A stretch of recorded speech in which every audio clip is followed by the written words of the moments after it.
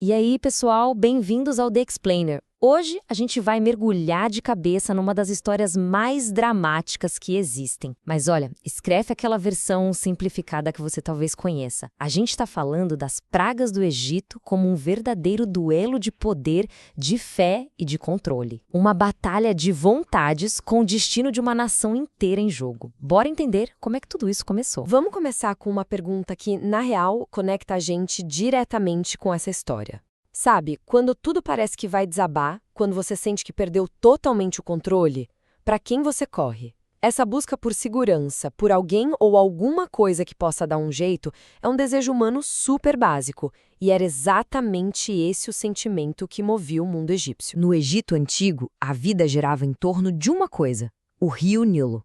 Sério, ele era a fonte de tudo, da comida, da riqueza, da civilização inteira. Mas, e esse é o mais gigante, ele era totalmente imprevisível. Se vinha água demais, as enchentes destruíam as plantações. Se vinha de menos, a fome batia na porta.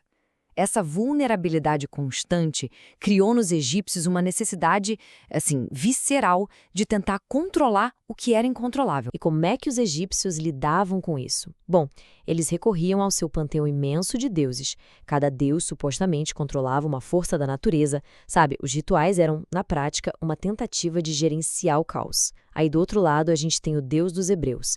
Ele não é apresentado como um gerente da natureza, mas como o criador e o soberano absoluto sobre ela. E são essas duas visões de mundo completamente opostas que estão prestes a bater de frente. E essa batida de frente não começa com um desastre natural, não.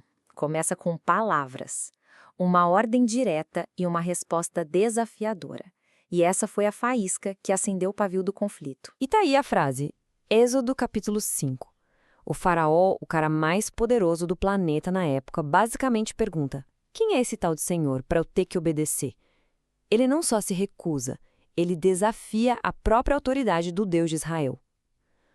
Toda a saga que vem depois é, no fundo, a resposta para essa pergunta. Agora, o que é fascinante nessa parte da história é que o primeiro confronto não tem nada a ver com água, sapo ou escuridão. Não. É um duelo direto de poder sobrenatural.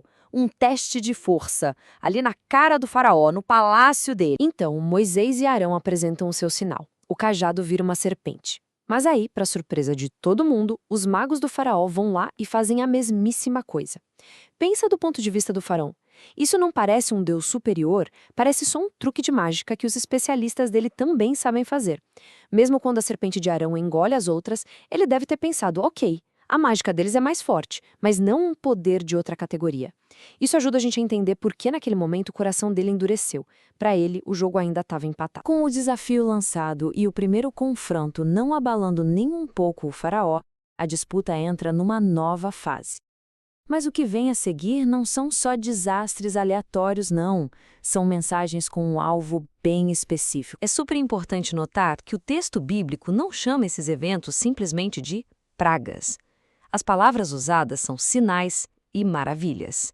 E essa escolha de palavras muda tudo, porque ela deixa claro que não foram acidentes da natureza, foram atos deliberados, com um propósito muito claro: mostrar quem é que estava no controle de verdade. E não foi um ataque caótico jogado de qualquer jeito. A narrativa é muito bem estruturada. As 9 primeiras pragas vêm em 3 ciclos. Cada ciclo começa com um aviso, dando ao faraó mais uma chance de ceder, mas a terceira praga de cada ciclo, essa vem sem aviso nenhum. A intensidade vai aumentando, mostrando que a paciência divina também tem limite. E aí, nas 2 primeiras pragas, a da água que vira sangue e a das rãs, os magos do Egito conseguem de novo copiar o que foi feito. E claro, isso só faz o faraó bater o pé com mais força ainda. Ele continua achando que está lidando com magos rivais muito poderosos, e não com o único Deus verdadeiro. A queda de braço continua. Mas aí vem a terceira praga, a dos piolhos. Dessa vez, Moisés e Arão agem, os magos tentam copiar, e nada. Eles não conseguem. O duelo de mágica acabou. O poder deles tinha um limite, e eles acabaram de bater nesse limite. Com força. E aqui vem a confissão que muda o jogo todo. E não vem de Moisés nem de Arão, vem dos próprios especialistas do faraó. Eles admitem, A gente não consegue fazer isso. Isso não é mágica humana. Isso é o dedo de Deus. A verdadeira natureza do confronto fica clara, até para eles. A partir daqui, a batalha externa das pragas começa a espelhar um drama interno, o que está acontecendo dentro da cabeça e do coração do faraó. Vamos dar uma olhada nessa luta que acontece por dentro. É fascinante como a narrativa mostra as pragas de duas formas diferentes. Para os israelitas, que eram escravos, eram atos de libertação, de misericórdia. Mas para os egípcios não era só castigo, eram convites. Cada praga era uma nova chance para eles se arrependerem, para reconhecerem quem realmente mandava. E isso aqui mostra perfeitamente o ciclo vicioso do faraó. A praga chega, a pressão aumenta, ele chama Moisés e negocia. Ok, vocês podem ir, mas... Só que, assim que a praga vai embora, ele volta atrás na palavra.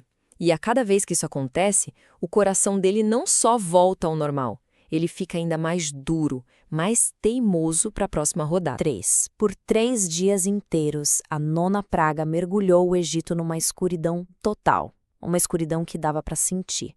Não foi um desastre barulhento ou destrutivo. Foi um silêncio pesado, sabe? Uma pausa forçada, que a gente pode ver como a última e silenciosa chance para o faraó refletir, antes do golpe final. Isso nos leva para a grande lição dessa história.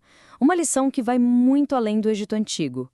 É sobre a relação entre o poder sobrenatural e a escolha humana. Isso levanta uma pergunta gigante.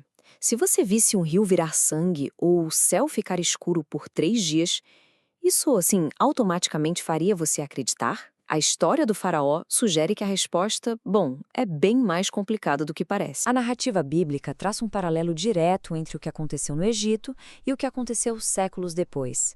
Jesus fez milagres incríveis, mas muitos líderes religiosos da época reagiram exatamente como o faraó, com resistência, com rejeição.